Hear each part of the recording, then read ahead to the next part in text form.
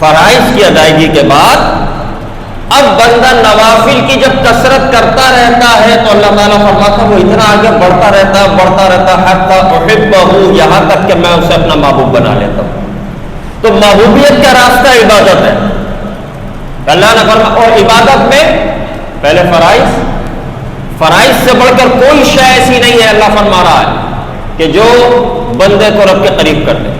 فرائض پر عمل کے بعد مکمل کر لینے کے بعد اب نمبر آتا ہے نوافل کا، تو اب نوافل کی جتنی کثرت ہوتی رہتی ہے بندہ اتنا ہی رب کے قریب ہوتا رہتا ہے۔ کہ فرائض کی تو ایک حد ہے نا، دن میں 5 نمازیں فرض ہیں تو 5 ہی پڑھنی ہے، اس کے علاوہ اگر بندے کو عبادت کرنی ہے تو وہ نفلی عبادت کرے گا۔ تو فرائض تو پورے کرنے ہیں، اس کے بعد نفلی عبادت کی کثرت رب کے قریب لے جاتی ہے۔ لیکن ہمارے لیے افسوس کی بات یہ ہے کہ آج ہم فرائض کو بھولے ہوئے۔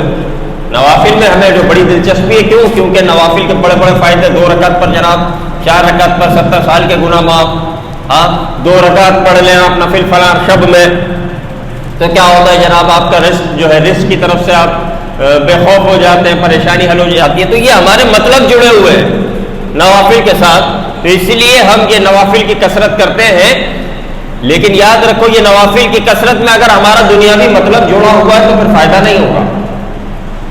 عبادت تو نام ہے اللہ کے لیے عمل کرنے کا، رزق کے لیے عمل کرنے کا نام عبادت نہیں ہے، سمجھ رہے ہیں آپ؟ رزق کے لیے عمل کرنا یا دنیاوی کسی اور منصب و لالچ کے لیے عمل کرنے کا نام عبادت نہیں ہے۔ عبادت نام ہے اللہ کے لیے عمل کرنے کا، اور جسے اللہ کے لیے سجدہ کرنا ہوتا ہے وہ نفلی سجدہ بھی کرتا ہے، لیکن اس سے پہلے فرض سجدہ کرتا ہے۔ آج ہم نفل کے لیے بلائیں تو ہمارے پاس مسجدوں میں قدم رکھنے کی جگہ نہیں ہوتی، لیکن فرائض میں لوگ غائب ہوتے ہیں۔ آپ صلاۃ التسبیح کا اعلان، ہم سے پوچھا جاتا ہے حضور صلاۃ التسبیح کتنے بجے ہوگی؟ جی 11 بجے ہوگی۔ تو 11 بجے تو گلی تک پبلک کھڑی ہے، لیکن جو 9 بجے عشاء کی نماز ہوئی ہے تو مسجد خالی۔ اب جو صبح فجر کی نماز ہو رہی ہے تو مسجد خالی۔ تو یاد رکھو فرض چھوڑ کر نفل کی طرف جانے والے کو کوئی فائدہ نہیں ہوتا، نفل کا فائدہ اسی کو ہوتا ہے جو فرض پر عمل کرتا ہے، ٹھیک ہے؟ تو اس کے بعد پھر اللہ تعالیٰ نے فرمایا کہ جب میں کسی کو اپنا محبوب بنا لیتا ہوں فَإِذَا أَحْبَبْتُهُ كُنتُ سَمْعَهُ الَّذِي يَسْمَعُ بِهِ، کہ میں اس کے کان بن جاتا ہوں جس سے سنتا ہے، وغیرہ وغیرہ، وہ آگے تک ہے۔ لیکن اصول سمجھ لو محبت کا کہ اللہ عبادت کے ذریعے سے محبوب بناتا ہے، اور جسے محبوب بنا لیتا ہے اسے عبادت کی توفیق دیتا ہے۔ یہ عبادت یہ ہمارا کمال نہیں ہے، یہ توفیق الہی ہے، اللہ توفیق دے رہا ہے۔ اللہ سے توفیق مانگنی پڑتی ہے عبادت کی نا، کیونکہ اللہ جب محبوب بناتا ہے، اللہ کو عبادت اتنی پسند ہے کہ جو عبادت کرے اسے محبوب بنا لے، اور جسے محبوب بنا لے اسے عبادت کی توفیق دیتا ہے۔ اس کائنات میں اللہ تبارک و تعالیٰ کا سب سے بڑھ کر محبوب کون ہے؟ اس کائنات میں اللہ تبارک و تعالیٰ کا سب سے بڑھ کر محبوب کون سی ذات ہے؟ حضور پاک علیہ الصلوۃ والسلام۔ اس میں بھی شبہ آ گیا کیا؟ اس میں تو شبے کی بات ہی نہیں ہے، فوری بولنا چاہیے۔ اللہ کے رسول محبوب کریم علیہ الصلوۃ والسلام اللہ کو سب سے زیادہ اس کائنات میں محبوب ہے۔ تو اللہ نے جب محبوب بنایا ہے تو عبادت کی توفیق بھی سب سے زیادہ اپنے محبوب کو دی، اور کتنی توفیق دی ہے کہ حضور پاک علیہ الصلوۃ والسلام کو سجدوں سے اتنی محبت، قیام سے اتنی محبت، نمازوں سے اتنی محبت کہ قدم مبارک پر ورم آ جاتا اور حضور کی عبادت ختم نہیں ہوتی۔ ہاں، اور اللہ تبارک و تعالیٰ نے ہم پر 5 نمازیں فرض کی، اپنے محبوب پر تو تہجد بھی فرض فرمائی۔ یا ایھا المزمل قم اللیل الا قلیلا، حضور نے اتنی عبادت کی کہ اللہ تبارک و تعالیٰ نے فرمایا کہ محبوب رات عبادت بھی کرو اور تھوڑا آرام بھی کر لیا کرو۔ اور دیکھو ہم سے زیادہ حضور پر عبادت فرض، اور عبادت اس طرح کے قدموں پر ورم آ رہا ہے۔ کسی نے پوچھا یا رسول اللہ صلی اللہ علیہ وسلم، آپ اتنی عبادت کرتے ہیں، اتنا قیام کرتے ہیں، آپ کے قدموں پر ورم ہے۔ یا رسول اللہ آپ تو بخشے ہوئے ہیں، آپ کا تو گناہ کا سلسلہ ہی نہیں، آپ تو معصوم ہیں۔ یا رسول اللہ پھر اتنی عبادت کیوں جانتے ہیں؟ حضور نے جواب کیا، ارشاد فرما قال افلا اکون عبدا شکورا، حضور فرماتے کہ کیا میں اللہ کا جو ہے شکر گزار بندہ نہیں بنوں؟ اس کا مطلب یہ ہے کہ عبادت اللہ والے مطلب پر نہیں کرتے، شکر گزاری پر کرتے ہیں۔ حضور علیہ الصلوۃ والسلام کیا فرما رہے ہیں؟ عبادت پر یہ نہیں فرمایا ہم جیسا کوئی ہوتا تو جی ابھی مال کی اور ضرورت ہے، ابھی اور سجدے کرنے، ابھی اور وظیفے کرنے، ابھی اور چلے کرنے، جی ابھی طاقت کی ضرورت ہے، ابھی مال کی ضرورت ہے۔ حضور فرماتے ہیں شکر کہ کیا میں اپنے رب کا شکر گزار بندہ نہیں بنوں؟ یاد رکھو اللہ کا شکر ہم ادا نہیں کر سکتے، زندگی سجدے میں گزارتے رب کا شکر ادا نہیں ہو سکتا۔ یہ جو سورہ فاتحہ کی ابتدا ہوتی ہے الحمد سے، الحمد شکر ہے نا، تعریف اللہ تعالیٰ کی۔ اس کی تفاسیر میں بزرگوں نے لکھا، فرمایا کہ اگر اللہ تعالیٰ نے بولا ہم کبھی شکر ادا نہیں کر سکتے، کیوں نہیں کر سکتے؟ کہا کہ ہم پر اتنی نعمتیں ہیں کہ ہم تو نعمتوں کو گن نہیں سکتے، شکر کیا ادا کریں گے؟ اور پھر اگر کسی نے کہا الحمدللہ، کسی نے کہا الحمدللہ، اے اللہ تیرا شکر ہے، تو یہ جو اس نے اللہ کا شکر ادا کیا ہے اپنی طاقت سے کیا ہے یا اللہ کی توفیق سے کیا ہے؟ اللہ کی توفیق سے کیا ہے، تو یہ جو اللہ نے شکر ادا کرنے کی توفیق دی ہے یہ بھی تو نعمت ہے۔ اب اس پر بھی شکر بنتا ہے کہ اللہ نے شکر کی توفیق دی ہے، یہ لکھا بزرگوں نے۔ اب آپ دوسری دفعہ شکر ادا کر لیں گے تو یہ بھی اللہ کی توفیق اور نعمت، اب اس پر شکر ادا کرو تو فرمایا صرف ایک سانس پر، صرف ایک نعمت پر اگر ساری زندگی شکر ادا کرتے رہے تو شکر پورا نہیں ہو سکتا، کیونکہ شکر کی توفیق بھی نعمت ہے اور یہ بھی دوبارہ شکر ادا کرنے کا تقاضا کرتی ہے۔ تو صرف الحمدللہ کہنا یہ اللہ کی توفیق اور نعمت ہے اور شکرانہ اس پر بنتا ہے، تو بتاؤ جسے سجدوں کی توفیق اللہ تعالیٰ دے رہا ہے اس پر کتنا لازم ہوگا اللہ تعالیٰ کا شکر ادا کرنا، اور جسے توفیق نہیں مل رہی اسے چاہیے کہ اپنے مقدر پر روئے۔ لوگ کہتے ہیں کہ جناب مسجد کے سامنے تک ہم آ جاتے ہیں لیکن دروازے کے اندر داخل ہونے کی ہمت نہیں ہوتی، دل پلٹ جاتا ہے، مسجد کی گلی سے گزرتے ہیں، مسجد کی گلی میں رہائش ہو، مسجد کے آس پاس کام کر رہے ہو، بولا صبح سے رات تک ہمارا یہاں گزرتا ہے، مسجد کے دروازے میں داخل ہونے کا دل نہیں چاہتا، خدا کی قسم اللہ تعالیٰ بلا نہیں رہا ہے۔ یہ سوچنا چاہیے کہ کون سی ایسی خطا ہوئی ہے کہ جس کی نحوست نے ہمارے قدموں کو روک لیا۔ بندے کو اپنے مقدر پر، اپنے عمل پر رونا چاہیے کہ اللہ تعالیٰ دروازے کے سامنے سے گزار رہا ہے، ارے 10 چکر گھر کے اللہ کے گھر کے آگے سے لگتے ہیں، لیکن جب اللہ کی جانب سے اللہ کے دربار سے بلاوا آتا آ جاؤ کامیابی کی طرف، آ جاؤ نماز کی طرف، تو ہمارے قدم نہیں اٹھتے، اٹھانا بھی چاہے تو ہم دروازے سے واپس پلٹ جاتے ہیں۔ ناراضگی ہے اللہ تعالیٰ کی، اللہ تعالیٰ کی جانب سے توفیق نہیں۔ ایسے لوگوں کو چاہیے توبہ استغفار کریں، اپنے دلوں کے نرم ہونے کی دعا کریں، اللہ تعالیٰ سے توفیق مانگے، اور تھوڑی اس میں ہمت اور کوشش کرنی پڑتی ہے۔ شیطان ہلکا سا برگلاتا ہے، ہلکی سی جو ہے بات آتی ہے اور ہم قدموں کو موڑ لیتے ہیں، ایسا نہیں ہے۔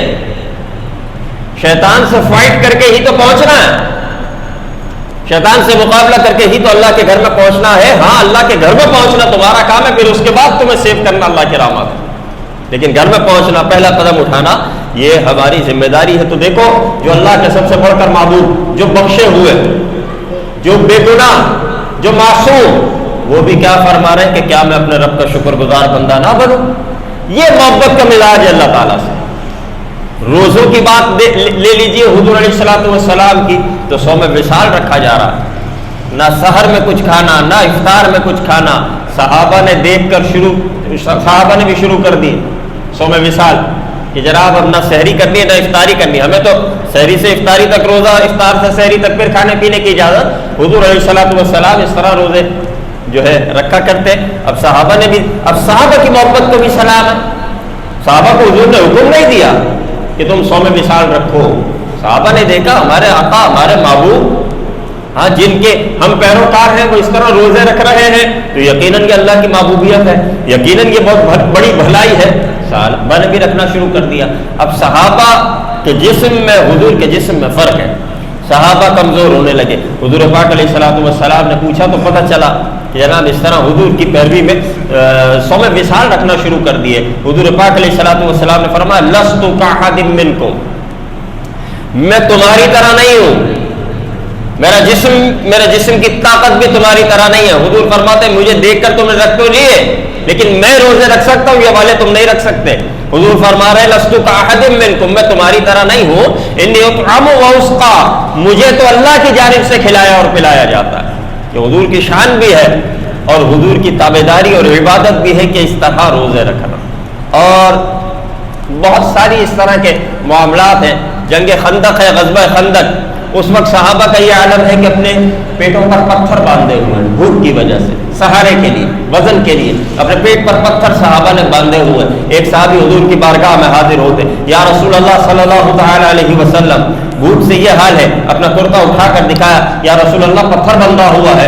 آقا کریم علیہ الصلوۃ والسلام نے جب اپنا پیراہن مبارک جدا کیا نا، جب اپنا کرتا اٹھایا تو صحابی کے جسم پر تو ایک پتھر بندھا ہوا تھا، رسول اللہ صلی اللہ علیہ وسلم کے بدن پر 2 پتھر بندھے ہوئے۔ یہ عبادت، یہ عبادت کی چاشنی ہے، یہ عبادت کی لذت ہے۔ آج ہم نام لیوا تو ان لوگوں کے ہیں، لیکن جو ہے افسوس کی بات یہ ہے کہ پیروی جو ہے ہم بالکل نہیں کر رہے۔ اور یاد رکھو، عبادت کی توفیق، سجدوں کی توفیق، یہ عزت کی بات ہے، ذلت کی بات نہیں ہے۔ یہ اپنے رب کے سامنے جھکنا، یہ عزت کی بات ہے۔ آج ہم 4 دوستوں میں بیٹھے ہوتے، نماز کا وقت اٹھ کے جانے میں شرمندگی ہوتی ہے، یار دوست جو ہے وہ گیدرنگ کے لوگ جو ہے وہ فلم بنائیں گے ہماری، وہ ہم پر آوازیں کسیں گے۔ یاد رکھو، یہاں پر یہ معمولی سی ذلت جسے تم ذلت سمجھ رہے ہو، آج تم نے یہ برداشت کر لی، اللہ تبارک و تعالیٰ قیامت میں عزتوں کے تاج پہنا دے گا۔ اللہ کے دین کے لیے برداشت کرنا، تو ایسا کبھی بھی وقت ہو تو کبھی اپنے قدموں کو روکنا نہیں چاہیے۔ آپ قدم اٹھائیں، کوئی آواز لگا رہا ہے لگانے دیں، آپ اللہ کے گھر میں آئیں اور اللہ تعالیٰ سے دعا کریں کہ اللہ جس طرح مجھے توفیق دی ہے، مولا میرے دوستوں کو بھی توفیق عطا فرما۔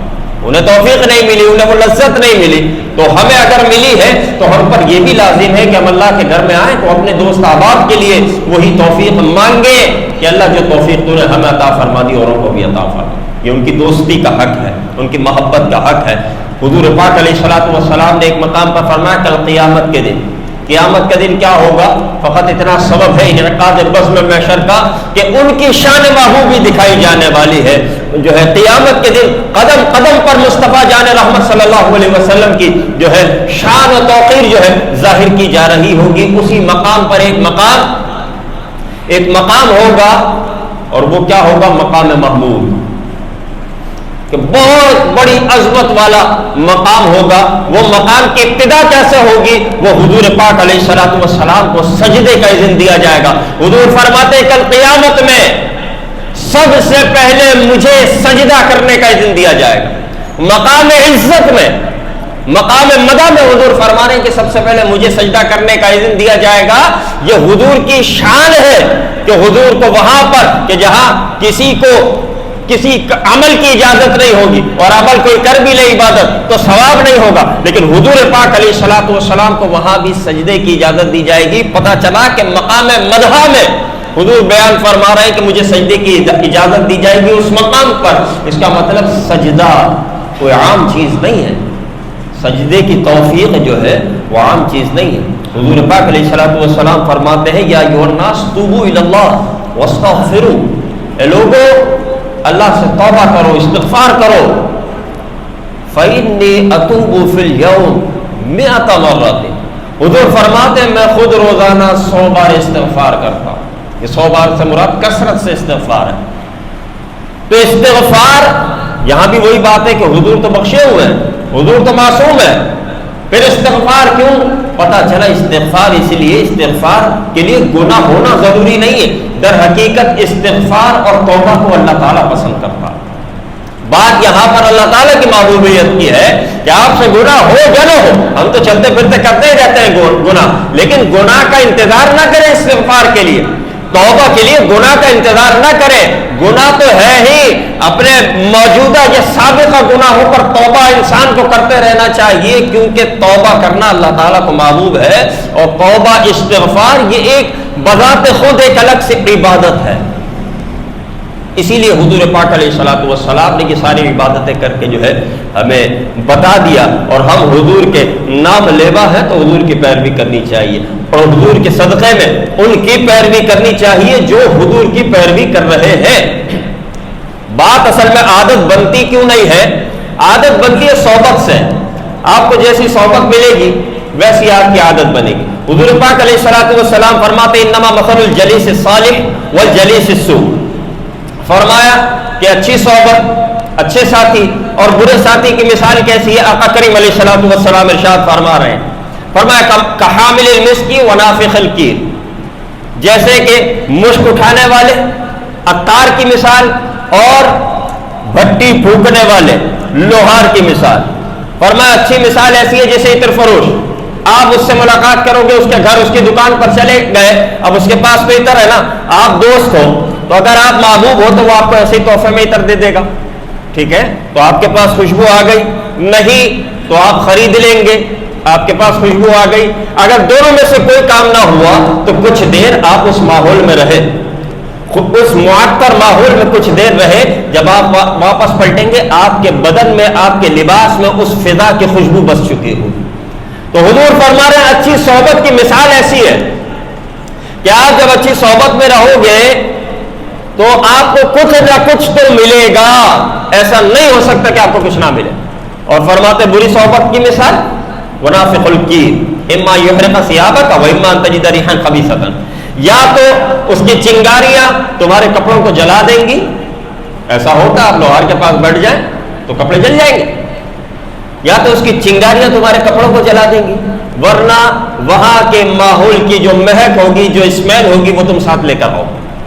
تو دیکھو لیا کچھ نہیں ہے آخری والے نے, خریدا کچھ نہیں ہے, لیکن صرف اس ماحول میں کچھ دیر بیٹھنے کے بعد وہاں کے جو اثرات لے کر آ رہا.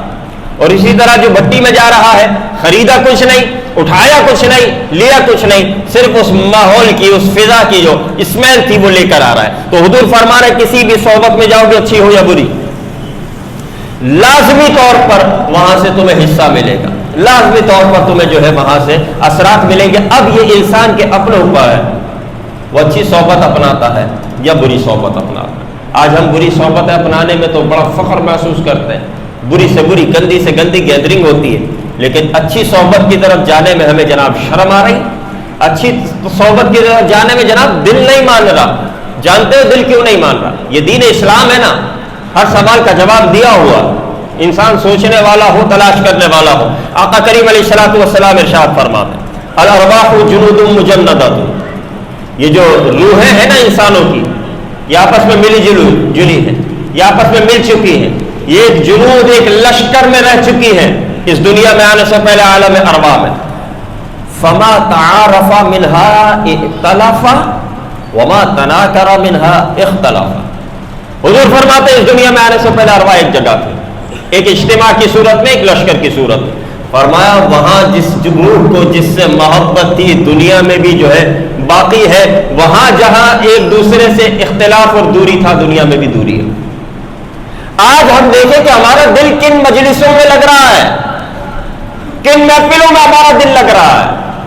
تو اس کا مطلب کیا یہ نہ ہو کہ ہم یہاں آنے سے پہلے بھی ہماری روح کے اندر ہی یہ بات تاثیر آ گئی کہ ہماری روح ہی بروں کے ساتھ رہی, بری روحوں کے ساتھ تو نہیں رہی, کہ جو آج بھی ہمیں جو ہے برے لوگ پسند ہیں. اور ہاں جس کو آج اچھے لوگ پسند ہیں, اچھی صحبتیں پسند ہیں, اس کا مطلب جو ہے کل اس کی روح جو ہے اچھی روحوں کے ساتھ رہی.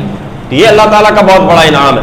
اگر دل نہیں لگ رہا تو انسان آنسو بہا کر اللہ تبارک و تعالی سے یہ سعادت مانگے کہ مولا میرا دل تیرے نیک بندوں کے ساتھ لگ جائے, مولا میرا دل تیرے گھر میں لگنا شروع ہو جائے. یہ بہت بڑی سعادت ہے کہ اللہ کے گھر میں دل لگتا ہو, ورنہ تو یہاں 2 رکعت کے بعد لوگ اس طرح بھاگتے ہیں کہ جیسے قید سے آزاد کر دیا ہو, نہ دعا کی پرواہ, نہ کسی, حالانکہ دعا عبادت کا مغز ہے. وہی لوگ جو کہہ رہے ہوتے ہیں دعا کیجیے گا, دعاؤں میں یاد رکھیے گا, ایک تکیہ کلام بن گیا جناب, دعاؤں میں یاد رکھیے گا. جب دعا کا موقع ہے تو بھاگ رہا, جب رحمت الہی کے نزول کا موقع ہے تو تجھ سے جناب الٹی سیدھی چپل اٹھا کر جو نے نکلنا ہے.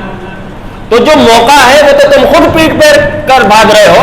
جو رحمت الہی کے نزول کا وقت ہے, اجتماع ہے, نیک لوگ ہیں, اللہ کا گھر ہے, جمعے کی مبارک ساعتیں ہیں, سجدے سے فراغت حاصل ہوئی ہے. ارے یہی تو رحمت کا وقت تھا, یہی تو دعا مانگنے کا وقت تھا, یہی تو حاجتیں پیش کرنے کا وقت تھا. اس وقت ہم بھاگ لیتے ہیں.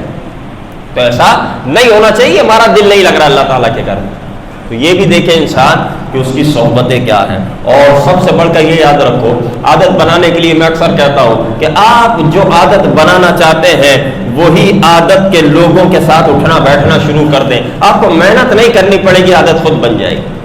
کسی کی اگر فجر کی نماز کا موقع نہیں ملتا اور وہ کوشش کرتا ہے کہ فجر کا عادی ہو جائے, بہت مشکل کام ہے نا.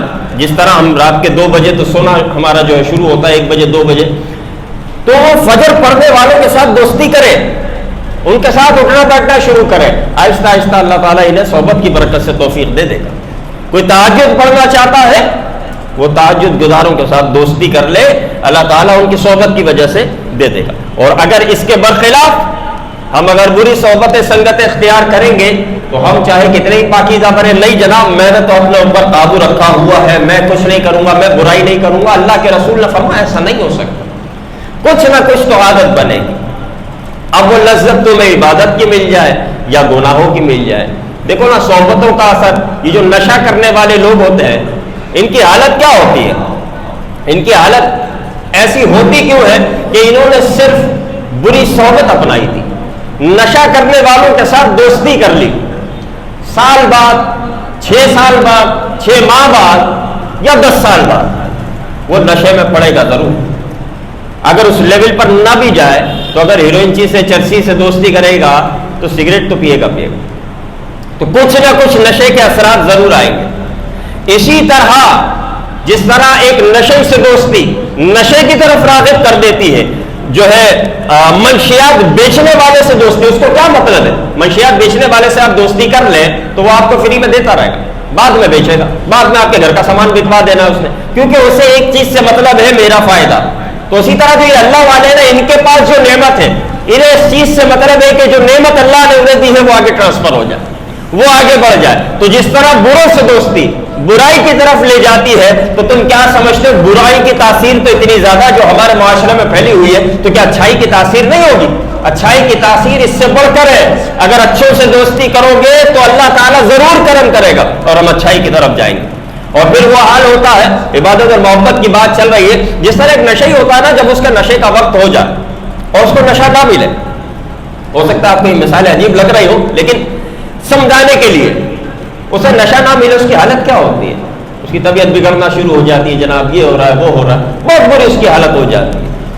اللہ والوں کی شان یہ ہے کہ جن کی روح میں اللہ کا ذکر سما جاتا ہے، جن کے قلب میں اللہ کا ذکر سما جاتا ہے نا، جانتے ہو بزرگوں نے فرمایا کہ ہم ایک لمحہ بھی اگر اللہ اس کے رسول کے ذکر سے اس کی یاد سے جدا ہو جائے تو ہماری روح ہمارے بدن سے نکل جائے. یہ محبت کی انہیں معراج ملی ہوتی ہے، اللہ کے ذکر کی معراج ملی ہوتی ہے. اور یہ حقیقت ہے، لذت جب مل جائے تو یہ ہوتا. آپ جانتے ہیں کہ جنت کی نعمتیں کتنی عظیم ہیں، جنت کی ہم طلب کرتے ہیں، تمنا کرتے ہیں. جنت میں جانے کے بعد دنیا کی طرف کوئی نہیں دیکھے گا. جنت میں جانے کے بعد دنیا کی طرف کوئی نہیں دیکھے گا. کیوں؟ کیونکہ دنیا کی اوقات ہی نہیں ہے جنت کے سامنے. صرف ایک جماعت ہوگی جو جنت میں جانے کے بعد دنیا میں آنے کی تمنا کرے گی. کوئی نمازی ہو، حاجی ہو، پرہیزگار ہو، دنیا میں آنے کی تمنا نہیں کرے گا. جنت اتنی عظیم جگہ ہے. صرف ایک جماعت ہوگی کہ جو جنت میں جانے کے بعد بھی دنیا میں آنے کی تمنا کرے گی. جانتے ہو وہ کون ہوں گے؟ جنہیں اللہ تبارک و تعالیٰ کی رحمتوں کی لذت ملی ہوگی. کون سی لذت؟ کہ جن کی گردنوں پر تلوار چلی ہوگی اللہ کی محبت میں، اور وہ شہید ہوئے ہوں گے. واحد ایک شہید ہوگا، شہید کو وقت شہادت اللہ کی رحمتوں کے وہ جلوے ملتے ہیں کہ جو اسے جنت میں بھی شاید میسر نہ ہو. تو اس کی لذت اتنی عظیم ہوتی ہے، اتنی زیادہ اس کی لذت ہوتی ہے کہ جنتی سے اگر پوچھا جائے دنیا میں جانا چاہتے ہو، کوئی نہیں آئے گا. واحد شہید ہوگا جو یہ کہے گا مولا ہاں میں یہ چاہتا ہوں، مجھے دوبارہ جو ہے زندہ کیا جائے، دنیا میں بھیجا جائے، دوبارہ تیرے نام پر مولا میں اپنی جو ہے گردن کٹاؤں تاکہ جو لذت مجھے ملی تھی وہ دوبارہ میسر آئے. یہ شہید کی واحد ایک تمنا ہوگی جس کی وجہ وہ لذت ہوگی. کیونکہ لذت کا پا لینا یہ بہت ضروری ہے. اگر اچھوں کی صحبت اختیار کریں گے نا تو اس طرح ہم عادی ہو جائیں گے اللہ کے ذکر کے کہ اللہ کا ذکر نہ ہو تو ہمیں جو ہے ایک ویرانی سی محسوس ہونے لگے، ایک بے صبری سی، بے چینی سی جو ہے محسوس ہونے لگے گی اگر اللہ کا ذکر نہ ہو. لیکن بتائے گا وہی کہ جسے خود عادت ہو. اللہ اللہ کرنے والا ہوگا تو ہی آپ کو اللہ اللہ کروائے گا نا. اگر وہ خود نمازوں کا پابند نہیں ہے آپ کو کیوں نماز پڑھوائے گا؟ اگر اسے خود قرآن پڑھنا نہ آتا ہو تو آپ کو کیسے قرآن کی طرف راغب کرے گا؟ قرآن کی طرف راغب وہی کرے گا جو خود قرآن پڑھتا ہوگا، نماز کی طرف وہی بلائے گا جو خود نماز پڑھتا ہوگا. تو حقیقت کو سمجھو، حقیقت پسند بنو، اچھی صحبتیں اختیار کرو گے تو اچھے ہو جاؤ گے. बुरी सोहबतें इख्तियार करोगे, बुरे हो जाओगे। ये सोचना कि बुरी सोहबत तो मैंने इख्तियार कर ली, लेकिन मैं अपने आप को महफूज रख पाऊंगा, रख लूंगा, मुझे अपने आप पर भरोसा है, ऐसा नहीं हो सकता। ये अपने आप को धोखा देने वाली बात। आज देखो कितने लोग नशे की लत में पड़े हुए हैं, अपनी जिंदगियां बर्बाद करके रख दी है।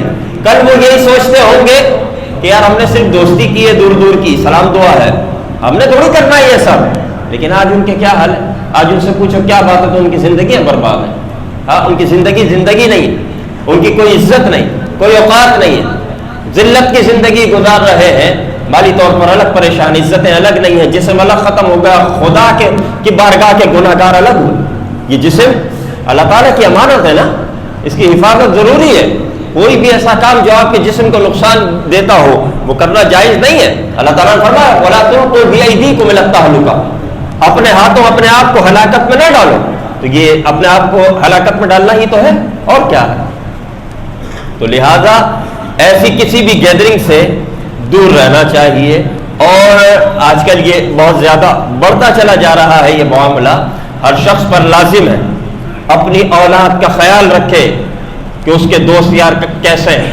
पहले हम बहैसियत वालिदैन आंखें अगर बंद कर लेंगे कि यार बच्चा जहां जा रहा है जाए, तो फिर वो बुरी जगह चला जाएगा, बाद में हमें तकलीफ होगी, बाद में हमें परेशानी होगी। तो उससे बेहतर क्या है कि जिस वक्त वो जा रहा है उस वक्त जो है उस पर नजर रखी जाए और इब्तिदा ही से उसकी तरबियत की जाए, इब्तिदा ही से उसे किसी अल्लाह वाले से मुंसलिक किया जाए। हमारे यहाँ मुंसलिक भी इस तरह किया जाता है, चलो जी बैत करवा दिया, उसके बाद बरसों तक उसने शेख की शक्ल नहीं देखी। होते ऐसे लोग, जी वो 10 साल पहले बैत हुआ था, जी मुलाकात हुई नहीं, जी कभी गया ही नहीं मैं। तो वो बैत होने को हमने ये समझ लिया, वो भी बैत ही होती है, लेकिन वो बैत बरकत कहलाती है कि आपका कनेक्शन जोड़ तो गया, लेकिन फायदा कब उठाओगे। आज अगर यही राबता कोई दुनियादार से होता तो तुम चक्कर लगा लगा के नहीं थकते, लेकिन तुम्हारा ताल्लुक दीनदार से हुआ, एक अल्लाह वाले से हुआ, तो तुमने उसकी शक्ल देखना छोड़ दी कि बस एक राबता बन गया, अब सारी जिम्मेदारियां उसकी हैं, दुनिया में भी और आखिरत में भी। तो ऐसा जुल्म अपने ऊपर ना करें, उस पर नहीं है, ये जुल्म अपने ऊपर है। तो अपनी औलाद को अच्छी तरबियत दें, अच्छी जगह मुंसलिक करें, अच्छी तालीम दें। औलाद बड़ी हो चुकी है, अगर आपने उसे अदब सिखाया है तो बड़े होकर भी वो अदब करेगी। फिर उसकी गैदरिंग क्या है, उसके दोस्त यार क्या है, और अपने घरों में तुम्हारे क्या बातें हो रही हैं, ये भी बहुत ज्यादा काबिल गौर है। बच्चों के सामने, औलाद के सामने हमारे घरों में गुफ्तगू क्या होती है। अगर अच्छी गुफ्तगू होगी तो बच्चे के जहन पर अच्छी बातें जो है लिखी जाएंगी, अगर बुरी गुफ्तगू होगी तो बच्चा वैसे ही बनेगा। अगर हमने बच्चे को सिर्फ ये सिखाया कि बेटा सिर्फ अपनी ख्वाहिश पूरी करनी, तो बड़ा होकर वो अपनी ख्वाहिश पूरी करता रहेगा, फिर ना वो माँ को देखेगा ना बाप को देखेगा, क्योंकि हमने उसे सबक ये पढ़ाया कि बेटा सिर्फ अपनी ख्वाहिश पूरी कर। और जो नौजवान है वो ये समझ ले किसी बुरी गैदरिंग में ना जाए। अगर आपका कोई दोस्त किसी गैदरिंग की तरफ जा रहा है, आप पर लाजिम है, दोस्त इसी को कहते हैं कि बुराई से रोके, आप पर लाजिम है कि आप नजर रखें।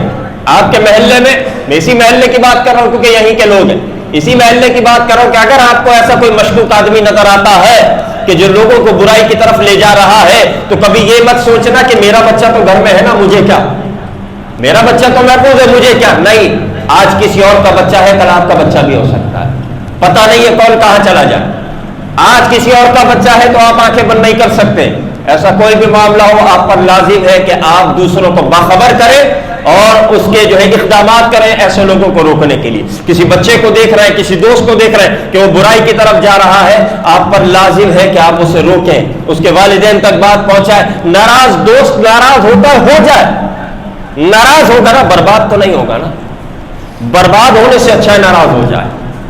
कल को 10 साल बाद, 2 साल बाद, जब अगर आपकी शिकायत की वजह से उसकी जिंदगी बच गई, कल वो आपको दुआ देगा और खुद आपके पास आकर माजरत करेगा। लेकिन आपके ना रोकने की वजह से अगर वो बर्बाद हो गया, अगर वो बुराई की तरफ चला गया, तो याद रखो गुनाहगार आप भी होंगे, मुजरिम आप भी होंगे, क्योंकि आप रोक सकते थे और आपने रोका नहीं। तो ऐसा मत सोचना कि मैं तो महफूज हूं, ऐसा मत सोचना मेरा भाई तो महफूज है, मेरी औलाद तो महफूज है। आज किसी और की औलाद है ना, कल हमारी औलाद भी हो सकती है। और जो इस लत में पड़ चुके हों, अल्लाह हम सबको महफूज फरमाए। खुदा के वास्ते अपनी जिंदगी की हिफाजत करो, अपने माँ बाप का सर इतना ना झुकाओ कि लोग तुम्हारे बाप को एक हीरो इंची का बाप बोले। اپنی ماں کا دل اتنا نہ دکھاؤ، سر اتنا نہ جھکاؤ کہ تمہاری ماں کو لوگ جو ہے کسی آوارہ کا، کسی نشئی کا جو ہے والدہ بولے. ہاں، اپنی بہنوں پر یہ ظلم نہ کرو کہ تمہارے جو ہے نشئی ہونے کی وجہ سے، ہیروئن چیز شرابی ہونے کی وجہ سے تمہاری بہنوں کے رشتے نہ آئیں. اتنا ظلم اپنی بہنوں پر نہ کرو. یہ ہوتا ہے، بھائیوں کو دیکھا جاتا ہے بہن کے رشتے کے لیے کہ بھائی کس قابل ہے، پتہ چلا بھائی کسی قابل نہیں ہے تو ایسے گھر میں بندہ جو ہے رشتہ داری نہیں کرتا. تو اپنے تمہیں اپنی زندگی کا خیال نہ ہو یہ ہم بھی جانتے ہیں کہ اس طرف جو ہے انسان کب جاتا ہے، وہ پھر کبھی لیں گے موضوع اور تفصیل سے لیں گے. لیکن تمہارے ساتھ جو ہوا تمہیں اپنی زندگی کی پرواہ نہیں. اپنے ماں باپ کا تو خیال کر لو، ماں باپ کا سر تو نہ جھکاؤ نا. اپنے بہن بھائیوں کا تو خیال کر لو. کتنے لوگ ہوتے ہیں شادی کر کے لے آئے، وہ جناب نشے میں پڑا ہوا ہے، بیوی گھر میں بھوکی مر رہی ہے. یہ کیا ظلم ہے؟ اپنی پرواہ نہیں، دوسروں کی تو کرنی چاہیے. اور پھر اللہ تعالیٰ کی بارگاہ میں بھی جواب دینا ہے نا. تو یہ یاد رکھو، اگر کوئی ایسی جگہ پھنس بھی گیا ہے، انسانی دماغ کو اللہ نے بہت طاقت دی. اگر وہ کوشش کرے بڑی سے بڑی برائی چھوڑی جا سکتی ہے. اللہ تعالیٰ سے دعا کرے، کوشش کرے، توبہ کرے، اللہ کی رحمت کے دروازے کھلے، اللہ توفیق دے گا، سب صحیح ہو جائے گا. بندہ کوشش کرنے والا ہو تو جو بھی جس برائی کی لت میں اگر پڑا ہے کوشش کرے. اللہ کا دربار بہت بڑا ہے، اللہ کے دربار کے دروازے کھلے ہیں. اللہ ہم سب کو جو ہے ایسی بری عادتوں سے محفوظ فرمائے. وآخر دعوانا ان الحمد للہ رب العالمین.